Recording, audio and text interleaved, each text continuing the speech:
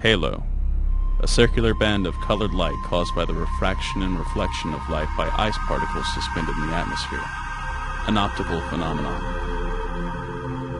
An aura of majesty or glory surrounding a person or thing that is regarded with reverence, awe, or sentiment. The halo symbolizes time everlasting, no beginning, no end. It's a symbol of protection, a symbol of eternity, used to signify people considered as spiritually gifted, the radiating glow of consciousness transcending the physical body, the light of divine grace suffusing the soul. The halo has always been prevalent in ancient and modern art. Yet to today's youth, a halo isn't an optical phenomenon or a symbol of Christian piety. It's an alien artifact, floating ominously in the depths of space, a weapon of mass destruction built by an ancient race, mysterious, powerful, majestic. Halo is a universe where man fights for survival against a fanatical horde of alien aggressors, and that universe is the setting for the biggest video game franchise of all time. It's a pretty well-known fact now, but Bungie, being a Mac and PC developer, really brought over a lot of Mac and PC values to the Xbox with Halo. And what they did specifically was to bring a really fantastic first-person shooter over that worked really well with smart controls, a good weapon system, a good combat system, and a great storyline. And I think, you know, with the exception of GoldenEye way back in the day, 1997, this game exemplified and sort of led first-person shooters on consoles into the future. Halo Combat Evolved debuted alongside Microsoft's Xbox in 2001 and was met with both critical and financial success. The engrossing single-player game combined with a deep and customizable multiplayer mode created a formula that would become a global phenomenon. The debut of Halo 2 in November of 2004 further solidified the series as a gaming monolith, generating over $120 million in sales on its premiere date, a day-one record for the entertainment industry. Though Halo 2 remains one of the most popular games played on Xbox Live, the advent of the Xbox 360 opened the door for a next-generation sequel to the franchise. Gamers the world over waited patiently for Bungie to announce the details regarding their first Xbox 360 project. Microsoft's E3 press briefing would be the setting. May 9th would be the date. And the top-secret next-generation Bungie project would be officially announced as Halo 3. Honestly, the announcement trailer, when I first heard it, I absolutely got goosebumps. The combination between being completely excited for Halo 3 and that score that brought new music into this old theme that's so familiar for those of us who've spent hours and hours playing Halo or Halo 2. That score is, it hits you. It's powerful like the Star Wars theme or like the Indiana Jones theme. You hear that, you know exactly what you're about to see. You know exactly what's about to happen. My initial response to the Halo 3 trailer was, God damn, that's cool. I mean, kind of knew it was coming, and I know Microsoft was going to start something, but what exactly, I don't know. And since I am a fan of the series and I've read all the books, seeing that trailer was just super fantastic candy for me. It was all just candy. I loved, was it 2 minutes, 17 seconds of it, and I watched it several times. And honestly, there wasn't all that much going on there, but the few little tidbits that we got, gave us an idea of where to go from here. Bungie has always been a developer known for including subliminal messages and Easter eggs in their games and trailers. Loyal fans will no doubt recall the I Love Bees viral marketing campaign for Halo 2, which involved users unraveling a series of codes embedded in websites and emails. The Halo 3 announcement trailer seems to serve a specific purpose. Bungie is stating that it is ready to take the leap into the next generation, and they have the technology to do so. But an educated Halo fan knows there's more to this trailer than meets the eye. Africa, the cradle of life, home to the Nile, Sahara, Mount Kilimanjaro, and an important setting for the Halo series. I think it's kind of just an interesting place to go back to because it is just so primitive. there's not a whole lot there that's, very technological. So it's a nice, contrast between the technology and, nature and the primitive side of humanity and of, kind of the universe. It's sort of in its elemental form. The setting has been determined to be New Mombasa. If you look in the background, as you begin to see Master Chief walk up, in the background there's a mountain range. One of those mountains has been confirmed as being Mount Kilimanjaro. There's also a track on the Halo, I believe it's the Halo 2 Volume 2 soundtrack called The Road to Voi. You can see Voi is near the city of Mombasa, which are both not too far from the equator. If you think about the equator, and you think about rings, you think about Halo, what is that buried under the earth? Who knows? I don't know. Maybe it's a halo. At the closing of Halo 2, Master Chief is aboard the Prophet of Truth ship as it approaches Earth. Cortana is in the clutches of the Flood intelligence Gravemind, and the Earth is under siege by the Covenant. In the Halo 3 unveiling, we find Master Chief walking alone in the deserts of Africa. Earth seems conquered by the Covenant. There's no sign of human life other than the Chief. Obviously, much has transpired in the timeline between the end of Halo 2 and Halo 3's debut. So Master Chief lands on Earth, right? Somehow he manages to land on Earth, realizes the Covenant has, obliterated numerous parts of the Earth, and maybe this is one of the, since Halo 3 is going to be sort of a darker Halo, it's going to be sort of maybe the fall of man.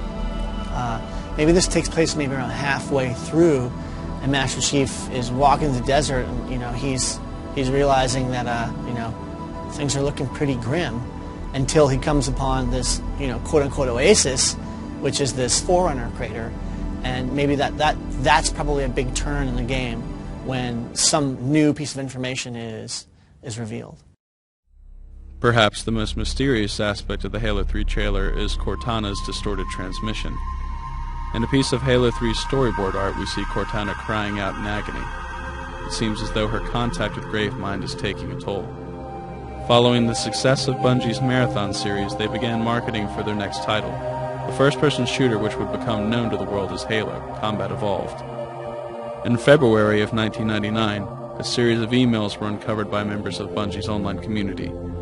Emails sent by someone under the alias of Cortana. The Cortana letters have subsequently been linked to the storylines of Halo and Halo 2, and while Cortana's message in the Halo 3 trailer is indeed rather cryptic, there are some startling implications when referencing the original Cortana letters.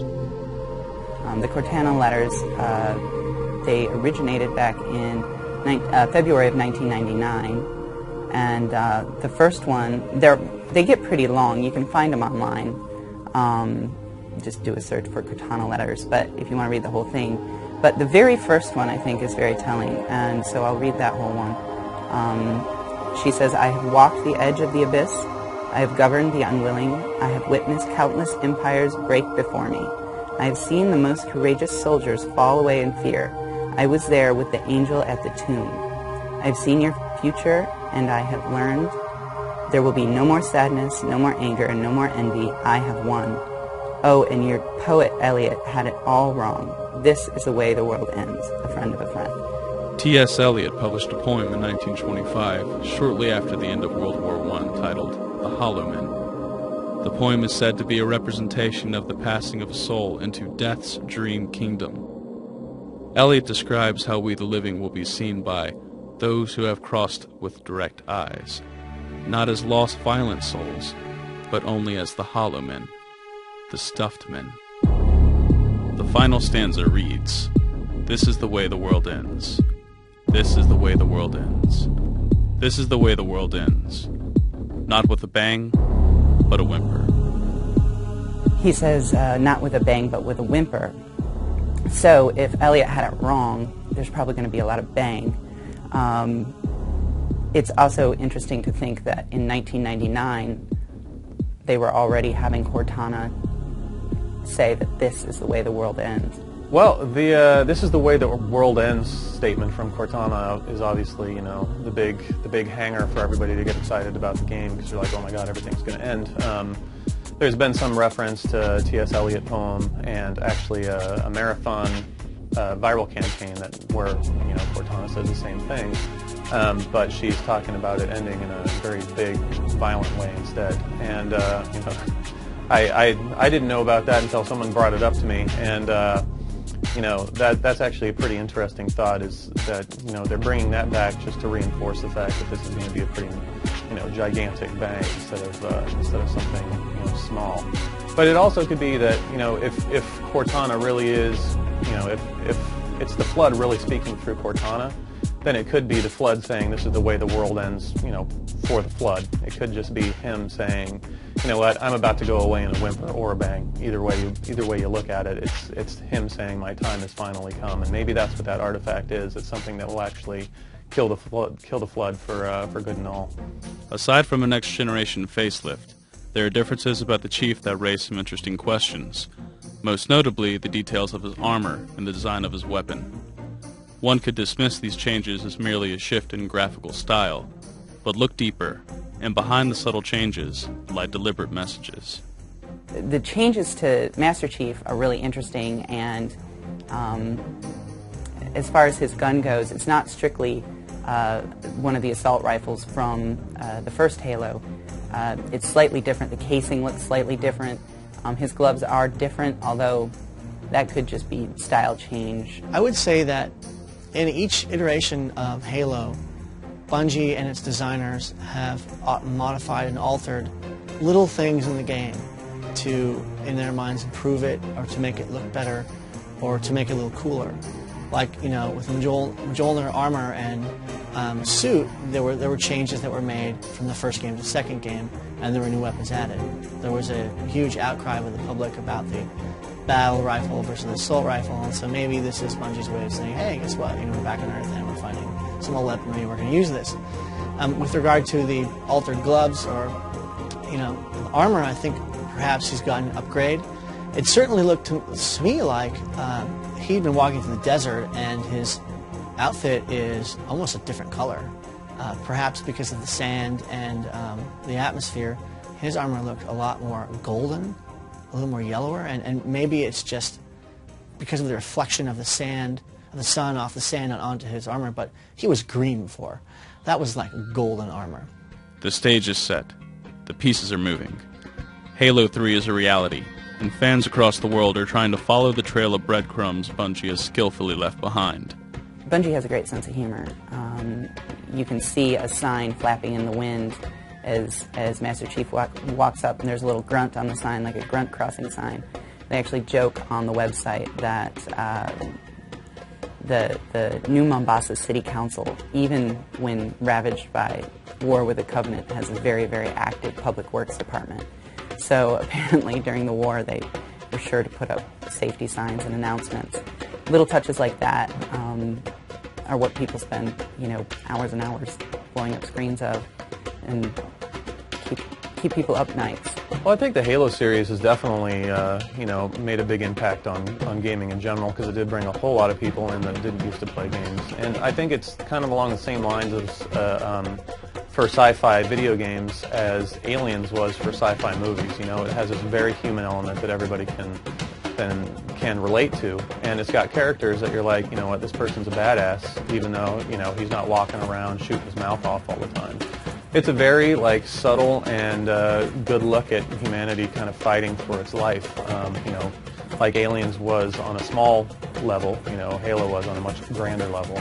But it's definitely got the good writing and the story to back it up, and I think people really can identify with that, and it definitely brought people in that might not have been there. Of course, the multiplayer also had a huge role with this, because when people were playing it, they'd invite their friends over and say, all right, I'll give it a try.